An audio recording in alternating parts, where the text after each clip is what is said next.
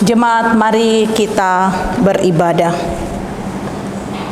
Pertolongan kita yaitu nama Allah yang menjadikan langit dan bumi, yang memelihara kesetiaannya sampai selama-lamanya, dan yang tidak pernah meninggalkan perbuatan tangannya.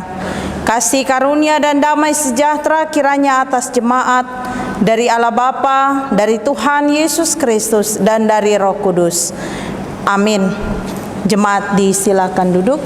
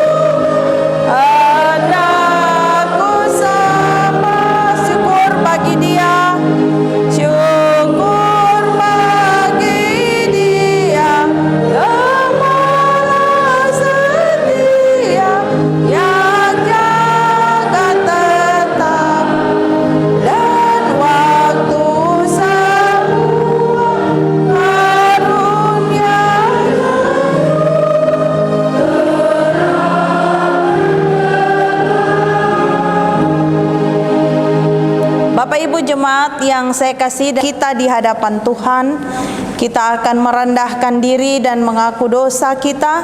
Mari kita berdoa. Kami bersyukur kepadamu Tuhan, sebab di minggu pagi hari yang indah dan berbahagia ini, Tuhan telah kumpulkan kami di rumah-Mu ini untuk beribadah, memuji, dan memuliakan nama Tuhan. Kami juga datang dengan membawa seluruh keberadaan kehidupan kami. Kami hendak mengaku di hadapan Tuhan bahwa dalam hidup ini terkadang kami tidak mampu hidup dalam kesetiaan dan dengar-dengaran kepada Tuhan. Seringkali kami melakukan keinginan hati kami melakukan dosa terhadap Tuhan dan sesama kami. Bapa di sorga, saat ini kami memohon ampun atas dosa dan kesalahan kami. Kiranya Tuhan berkenan mengampuni dan menyucikan kami, sehingga kami layak menerima anugerah keselamatan dari Tuhan. Ini doa permohonan kami, dalam nama Tuhan Yesus Kristus kami berdoa. Amin. Selaku hamba Yesus Kristus, kami mengabarkan keampunan dosa kepada mereka yang sungguh-sungguh mengaku dosanya di hadapan Tuhan. Firman Tuhan, karena begitu besar kasih Allah akan dunia ini, sehingga Ia telah mengaruniakan anaknya yang tunggal, supaya setiap orang yang percaya kepadanya tidak binasa, melainkan beroleh hidup yang kekal. Percayalah kepada firman Tuhan dan hiduplah dalam damai sejahtera, untuk selalu setia dalam kehendak dan firman-Nya. Saat ini saya undang jemaat untuk berdiri dan dengarkanlah hukum Tuhan yang akan menjadi petunjuk hidup baru setelah dosa-dosa kita diampuninya.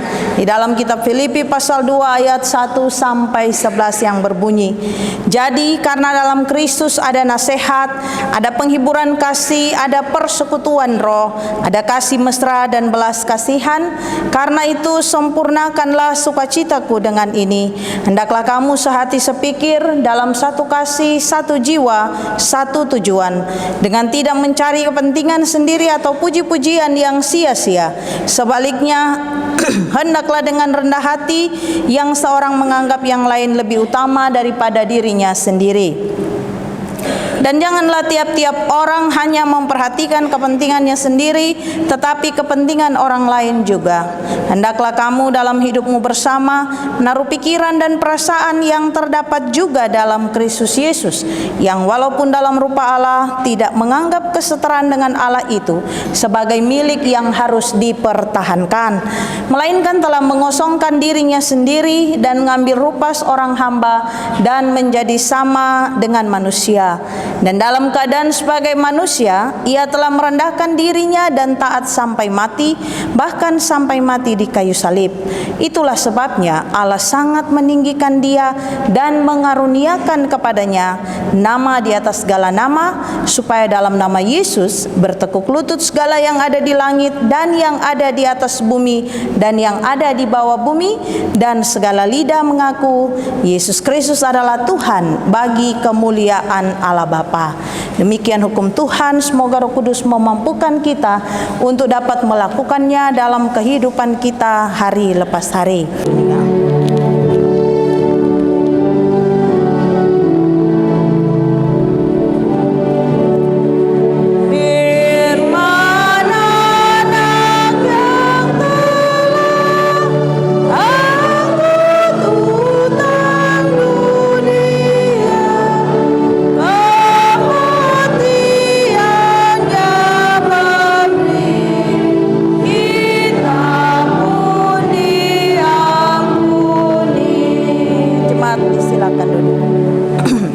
Dari Alkitab Perjanjian Baru dalam kitab Galatia pasal 5, kita akan baca mulai ayat 1 sampai dengan ayat yang ke-15.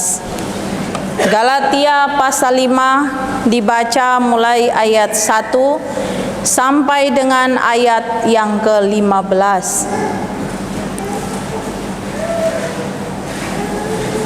Sebelum kita membaca firman Tuhan, jika Bapak Ibu sudah menemukan perikop pembacaan Alkitab, biarlah Alkitab kita dalam keadaan terbuka, dan marilah kita berdoa. Kita memohon tuntunan kuasa Roh Kudus. Mari berdoa. Kebenaran firman Tuhan selalu menjadi pegangan bagi kami dalam menjalani kehidupan di dunia ini dengan berbagai tantangan persoalan hidup tiap-tiap hari. Kami percaya Engkau Allah yang selalu hadir bersama dengan kami dan selalu menyatakan kuasa kasih-Mu di dalam firman-Mu. Saat ini kami akan membaca firman-Mu ya Bapa. Kiranya Tuhan berkati kami dengan kuasa Roh Kudus-Mu. Kiranya kebenaran firman Tuhan dapat disampaikan di tengah-tengah kekudusan umat Tuhan. Dan firman Tuhan boleh menjadi pegangan, menjadi pedoman bagi kami dalam belajar memahami kehendak dan rencana Tuhan dalam kehidupan kami. Mari berfirman atas kami ya Bapa. Kami telah sedia mendengarkan firman-Mu. Dalam nama Tuhan Yesus Kristus, firman yang hidup, kami berdoa. Amin. Galatia pasal 5 ayat 1 sampai dengan ayat 15. Demikian bunyi firman Tuhan, kemerdekaan Kristen. Supaya kita sungguh-sungguh merdeka, Kristus telah memerdekakan kita. Karena itu berdirilah teguh dan jangan mau lagi dikenakan kuk perhambaan. Sesungguhnya aku, Paulus, berkata kepadamu, jikalau kamu menyunatkan dirimu, Kristus sama sekali tidak akan berguna bagimu. Sekali lagi aku katakan kepada setiap orang yang menyunatkan dirinya, bahwa ia wajib melakukan seluruh hukum Taurat. Kamu lepas dari Kristus, jikalau kamu mengharapkan kebenaran oleh hukum Taurat, kamu hidup di luar kasih karunia. Sebab oleh Roh dan karena iman, kita menantikan kebenaran yang kita harapkan. Sebab bagi orang-orang yang ada di dalam Kristus Yesus, hal bersunat atau tidak bersunat tidak mempunyai sesuatu arti, hanya iman yang bekerja oleh kasih. Dahulu kamu berlomba dengan baik. Siapakah yang menghalang-halangi kamu sehingga kamu tidak menuruti kebenaran lagi? Ajakan untuk tidak menurutinya lagi bukan datang dari Dia yang memanggil kamu. Sedikit lagi sudah menghamirkan seluruh adonan. Dalam Tuhan aku yakin tentang kamu, bahwa kamu tidak mempunyai pendirian lain daripada pendirian ini. Tetapi barang siapa yang mengacaukan kamu, ia akan menanggung hukumannya, siapapun juga dia. Dan lagi aku ini, saudara-saudara, jikalau aku masih memberitakan sunat, mengapakah aku masih dianiaya juga? Sebab kalau demikian, salib bukan batu sandungan lagi. Baiklah mereka yang menghasut kamu itu mengebirikan saja dirinya. Saudara-saudara, memang kamu telah dipanggil untuk merdeka. Tetapi janganlah kamu mempergunakan kemerdekaan itu sebagai kesempatan untuk kehidupan dalam dosa, melainkan layanilah seorang akan yang lain oleh kasih. Sebab seluruh hukum Taurat tercakup dalam satu firman ini, yaitu kasihilah sesamamu manusia seperti dirimu sendiri. Tetapi jikalau kamu saling menggigit dan saling menelan, awaslah supaya jangan kamu saling membinasakan. Sampai demikian jauh saya mengajak kita untuk membuka kembali perikop pembacaan Alkitab yang terambil di dalam kitab Galatia pasal 5 ayat 1 sampai dengan ayat 15 yang telah saya bacakan untuk kita sekalian di hari ini. Kita akan merenungkan firman dengan tema renungan hiduplah sebagai orang merdeka dalam Kristus. Saudara-saudaraku yang saya kasihi di dalam Tuhan Yesus Kristus, secara garis besar merdeka berarti terbebas dari belenggu, dari ikatan atau tidak terjajah lagi. Merdeka juga berarti bisa berdiri di atas kaki sendiri tanpa tekanan-tekanan dari pihak manapun juga. Tetapi ketika dikatakan hidup sebagai orang merdeka dalam Kristus, tentu agak sedikit berbeda dengan pemahaman kemerdekaan atau merdeka secara umum. Merdeka menurut kesaksian Alkitab adalah merdeka yang mana hidupnya tidak lagi dikuasai oleh dosa. Merdeka di dalam Tuhan Yesus Kristus berarti kita telah dibebaskan, kita telah dilepaskan dari kuasa dan belenggu dosa yang dilakukan oleh Tuhan Yesus Kristus. Dan sebagai orang yang telah bebas dari belenggu ikatan maupun dari dosa, maka kehidupan yang kita jalani bukan berarti tanpa tanggung jawab, tetapi kehidupan yang kita jalani dalam kemerdekaan Kristus adalah kehidupan yang memuliakan Allah. Saudara-saudaraku yang saya kasihi di dalam Tuhan Yesus Kristus, dalam perikop pembacaan kita, Paulus berbicara tentang kemerdekaan Kristen. Kenapa Paulus berbicara tentang kemerdekaan Kristen? Oleh karena pada waktu itu jemaat yang ada di Galatia, mereka yang belum lama percaya kepada Yesus Kristus berdasarkan hasil pemberitaan Injil Rasul Paulus, mereka ternyata masih sering terpengaruh dengan tradisi atau adat istiadat mereka ketika mereka masih dalam agama mereka atau dalam kehidupan mereka sebagai kaum Yahudi. Mereka masih terpaut pada ajaran-ajaran sebelumnya. Ya, jangankan orang Yahudi atau orang Kristen di Galatia pada waktu itu, kita saja yang dari buka mata sudah Kristen atau mungkin yang percaya Yesus berpuluh-puluh tahun yang lalu, kita saja masih sering terpengaruh dengan tradisi, dengan adat istiadat dari daerah kita masing-masing. Dan Paulus sangat menentang hal ini.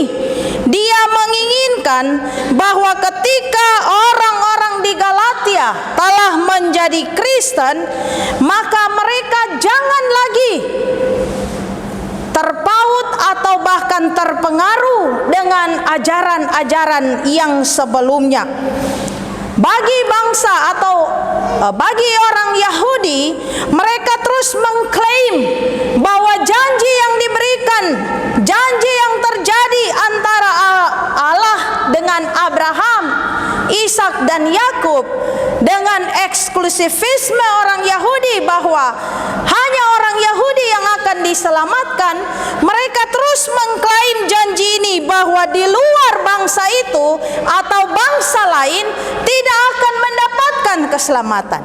Bagaimana dengan kita orang Kristen yang orang Indonesia dari suku Batak misalnya, suku Jawa, suku Minahasa, suku Toraja, suku yang ada di Papua, suku dari Ambon? Lalu bagaimana dengan iman percaya kita? Apakah nanti kita harus berdiri dulu bagi bangsa Israel baru kita selamat? Tidak, Bapak Ibu, bahwa ternyata Yesus Kristus telah datang, itu inti iman percaya kita. Yesus Kristus telah datang ke dunia ini untuk menyelamatkan kita, dan karena itulah kita berhak untuk keselamatan yang berasal dari Allah. Soal Allah punya janji khusus dengan bangsa Israel atau dengan orang Yahudi, itu adalah persoalan mereka dengan Allah. Yang menjadi soal kita sekarang, kita selamat adalah karena kita percaya kepada Tuhan Yesus Kristus. Tidak ada hal yang lainnya. Amin, Bapak Ibu.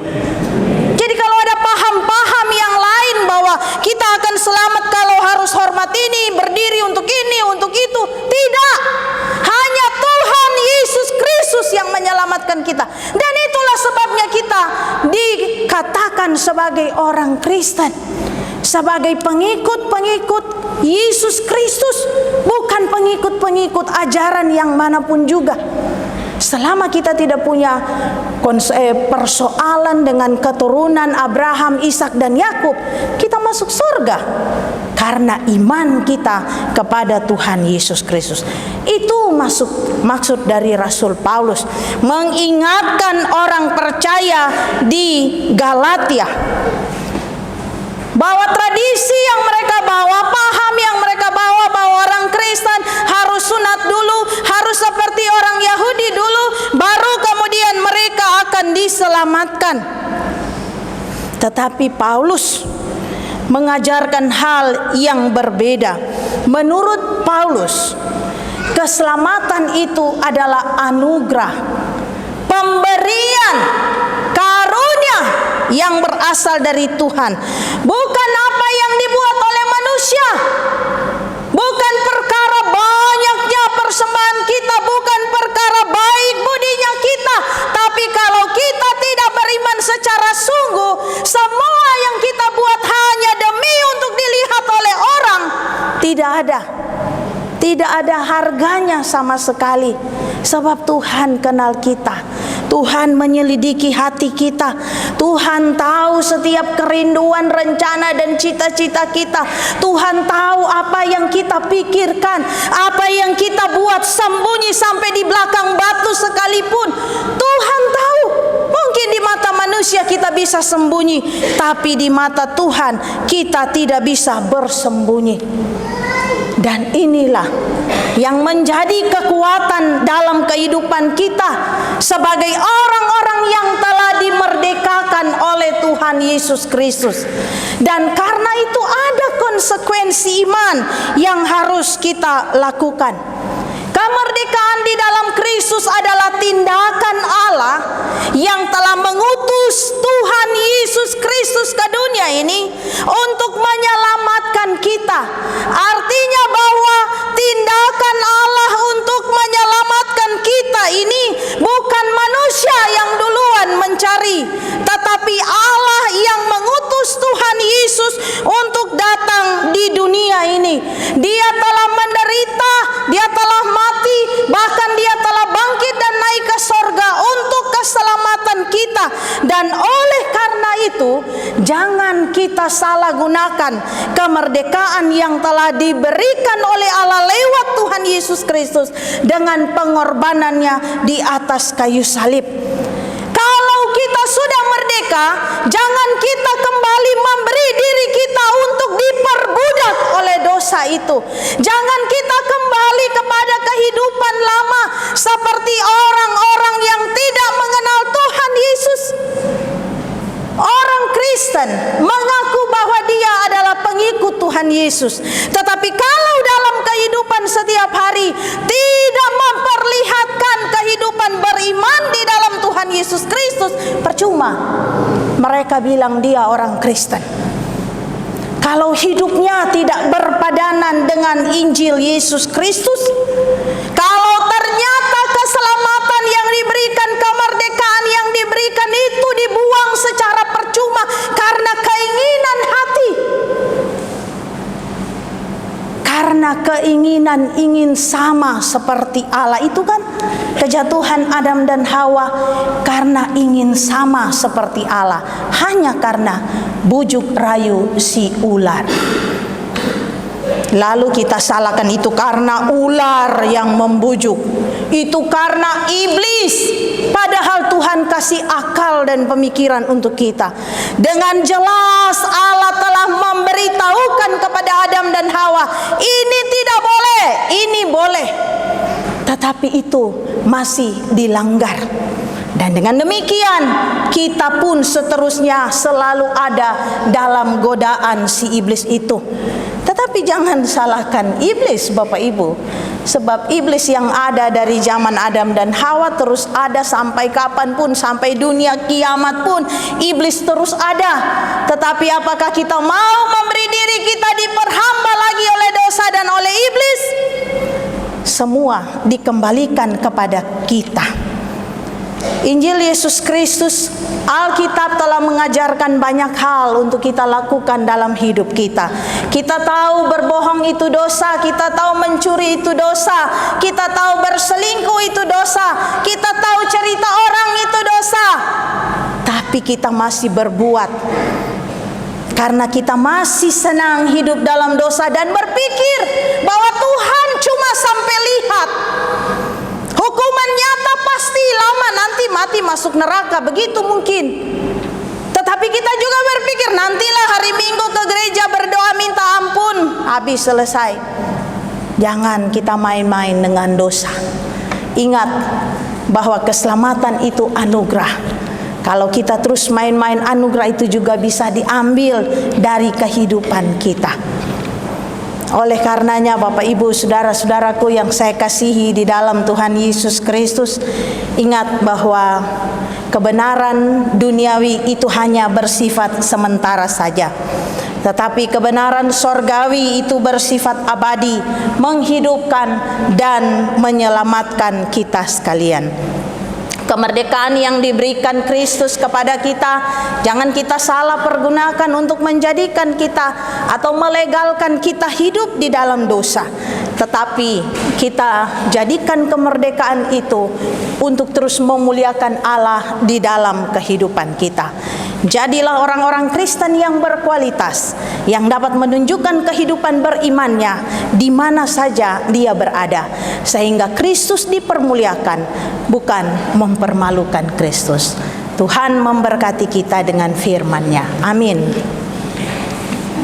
Dalam persekutuan dengan gereja Tuhan dari segala zaman dan tempat, mari kita mengaku, aku percaya kepada Allah, Bapa yang Maha Kuasa, Khalik langit dan bumi, dan kepada Yesus Kristus, Anaknya yang tunggal Tuhan kita, yang dikandung daripada Roh Kudus, lahir dari anak darah Maria, yang menderita di bawah pemerintahan Pontius Pilatus, disalibkan, mati dan dikuburkan, turun ke dalam kerajaan maut, pada hari yang ketiga bangkit pula dari antara orang mati, naik ke sorga, duduk di sebelah kanan Allah, Bapa yang Maha Kuasa, dan akan datang dari sana untuk menghakimi orang yang hidup dan yang mati.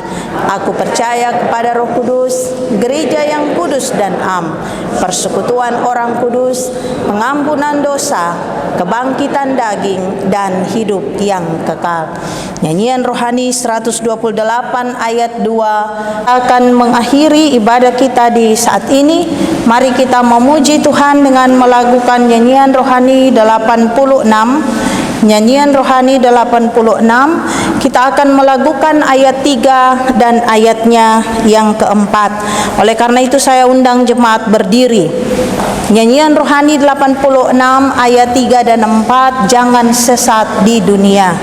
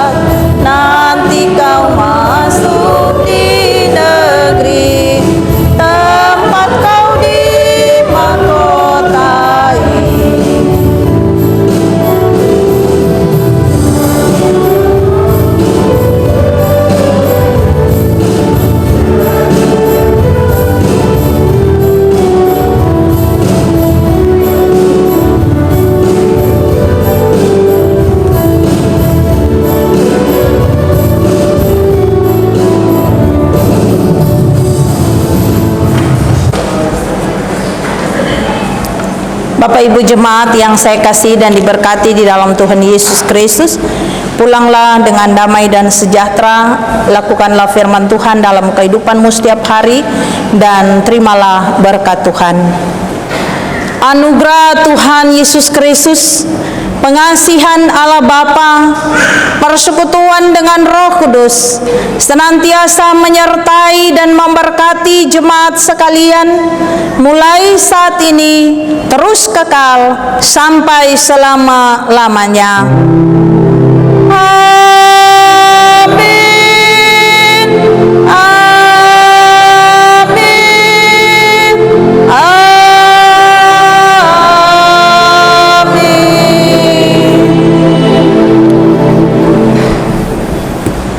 Demikian ibadah kita selesai. Shalom, selamat hari Minggu. Tuhan Yesus memberkati.